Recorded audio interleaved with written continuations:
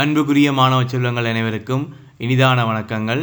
இன்றைய காணொளியிலே நுண்ணறிவு சார்ந்த சில வினாக்களையும் அவற்றுக்கான விளக்கங்களையும் பார்க்க இருக்கின்றோம். முதலாவது வினா, இனிப்பு பண்டங்கள் பொதிகளாக்கப்பட்டு 12 இனிப்பு பொதிகள் கட்டப்பட்டன. இவற்றில் ஒரு பொதி மாத்திரம் நிறை கூடியது. ஏனைய பொதிகள் அனைத்தும் ஒரே அளவான நிறையுடையவை. இப்பொதிகளை படிக்கற்களை பயன்படுத்தாமல் தராசினை மாத்திரம் பயன்படுத்தி எத்தனை தடவைகள் நிறுக்கும் போது நிறை கூடிய இனிப்பு பொதியை நிச்சயமாக தெரிவு செய்ய முடியும். எனவே முதலாவது வினாவிலே தரப்பட்டிருக்கின்ற விடயங்களை அவதானித்துக் கொள்ள வேண்டும். இனிப்பு பண்டங்களை பொதிகளாக்கப்பட்டு 12 பொதிகள் கட்டப்பட்டு வைக்கப்பட்டிருக்கின்றன. இதிலே ஒரு பொதி மாத்திரம் நிறை கூடியது என சொல்லப்பட்டிருக்கிறது. எனவே 12இல் ஒரு பொதி மாத்திரம் நிறை கூடியது எனின் ஏனைய 11 பொதிகளுமே ஒரே அளவான நிறையுடையவையாக இருக்கின்றது. இந்த விடயம் இந்த வினாவிலே தரப்பட்டிருக்கின்றது. எனவே இந்த இடத்திலே நாங்கள் படிக்கற்கள் எதையுமே பயன்படுத்தாமல் தராசை மாத்திரம்தான் பயன்படுத்த வேண்டும் என்பது வினாவிலே தரப்பட்டிருக்கின்ற அறிவுறுத்தல். எனவே மொத்தமாக 12 இனிப்பு பொதிகள் காணப்படுகின்ற போது அவற்றை 2 சம அளவுகளாக, 2 பக்கம் தராசிலே 2 பக்கமும் ஒரு பக்கத்திலே 6 பொதிகளையும் இன்னொரு பக்கத்திலே 6 பொதிகளையும் நாங்கள் வைக்கின்ற போது அதிலே நிச்சயமாக ஒரு பக்கத்திலே அந்த நிறை கூடிய பொதியானது காணப்படும். அந்த பக்கமானது கீழே இறங்கும். ஏன்னு சொன்னால் அது நிறை கூடியதாக காணப்பட போகிறது. எனவே இந்த 2 பகுதிகளிலும் எந்த பக்கத்திலே நிறை கூடிய பொதி காணப்படுகின்றதோ அந்த பக்கத்திலே இருக்கிற 6 பொதிகளையுமே நாங்கள் எடுத்து மீண்டும் இரண்டாவது தடவையாக 3 என்ற எண்ணிக்கையிலே தராசிலே இட வேண்டும். முதலாவது தடவை என்ன செய்கிறோம் என்று சொன்னால் மொத்தம் 12 இனிப்பு பொதிகள், ஒரு பக்கம் 6 இன்னொரு பக்கம் 6 என்ற வகையிலே போடுகின்றோம்.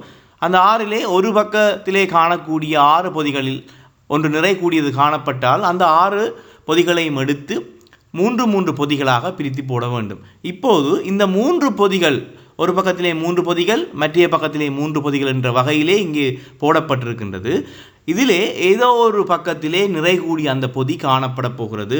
அது வலப்பக்கமாகவும் இருக்கலாம், இடது பக்கமாகவும் இருக்கலாம்.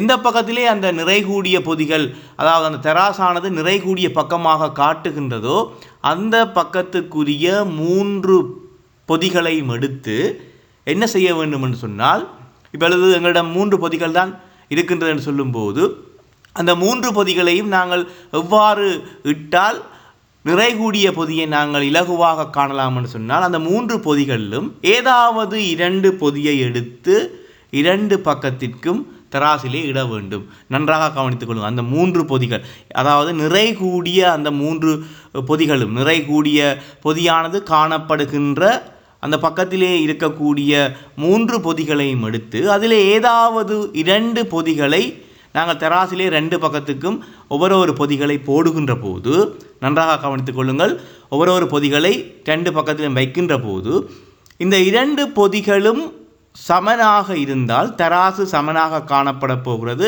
தராசு சமனாக காணப்படுகின்ற போது இந்த 2 பொதிகளும் சமன் என்பது எங்களுக்கு விளங்கும்.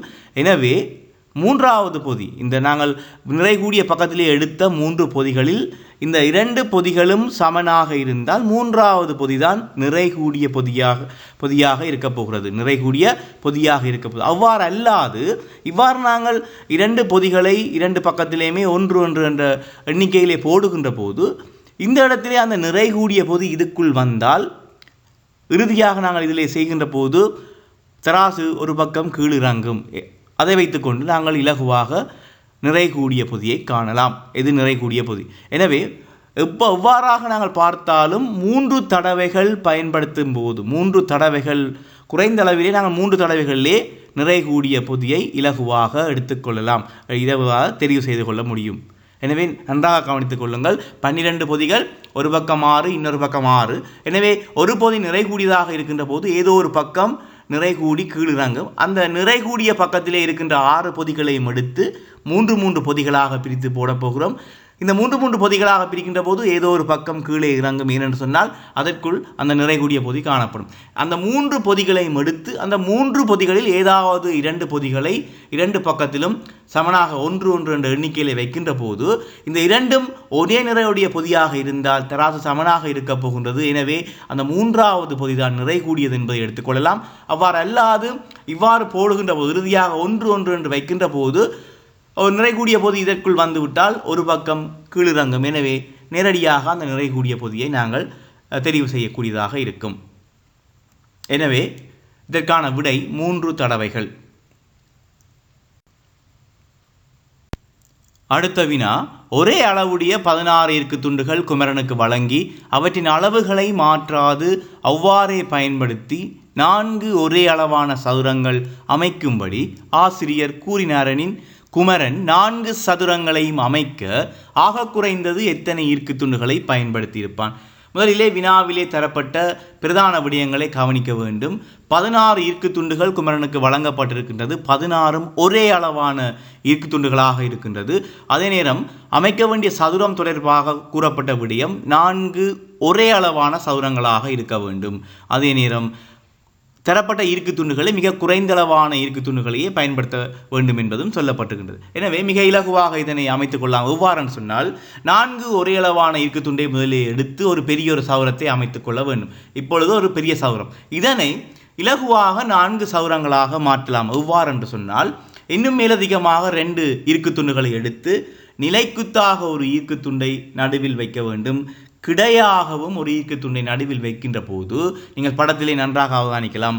படத்திலே 4 ஒரே அளவான சதுரங்கள் எங்களுக்கு தென்படுகின்றது. இவ்வாறாக படத்திலே காட்டப்படுறது போன்று 4 சதுரங்களை அமைக்கக்கூடியதாக இருக்கும்.